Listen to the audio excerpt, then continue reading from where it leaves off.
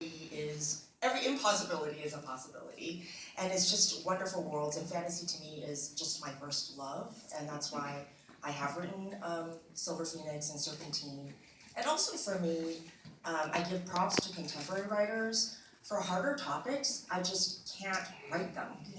It's easier for me to couch things in fantasy, and I'm like, oh, but it's fantasy, but it relates metaphorically, so much so to the real world. So in Serpentine, instead of getting her period, my heroine wakes up with a giant serpent tail one night. And she is told by others, oh, you're the succubus of lore, you're the temptress, this is who you are, this is who you will become. And it's a coming of age story. It's sexual awakening.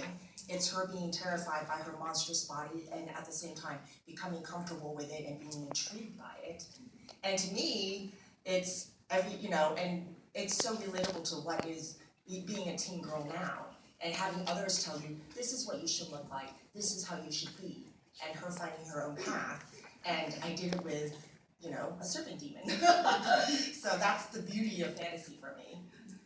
I also think what I like about fantasy is you can go different ways with it. So you can have high fantasy, or you can have like Becoming Jinn and the sequel Circle of Jinn are contemporary fantasies. And that's the aspect of the fantasy that like really appeals to me, because I grew up reading Stephen King. I love reading Stephen King. And it wasn't until I kind of finished writing Becoming Jinn and Circle of Jinn that I kind of realized, oh, that had such an influence on my writing, because what did Stephen King do? He had like some supernatural or paranormal thing that he put in our real world. And that's what Becoming Jinn is. It's about a girl who's a modern day genie. She's a djinn. But it's set in our contemporary world. It's set in Massachusetts, where I live. And I love the idea of that part of fantasy that asks what if. So, what if the girl next to me in class was a djinn? What if they were a werewolf? What if they were a vampire? What if they were some creature that we don't know? What if they just had these supernatural abilities, or they were an empath, or these things? I love the idea of all of us just looking at the person next to you, and they're kind of a completely different species, like the djinn are. And that's what I love about contemporary fantasy, which allows you kind of to straddle both those worlds of, it's set in the world that we all know and live in, yet you throw in some magic or something else supernatural, and that little element of what if is what intrigues me about it.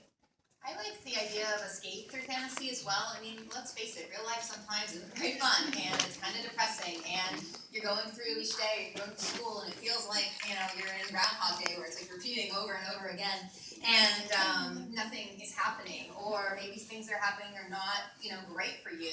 And so you can dive into a book, and for a few hours you can escape to a world that has, magic and dragons or vampires or zombies or whatever it is, and just, have a few hours away from your real life. And I think that can be really therapeutic, to be able to make that escape. I kind of did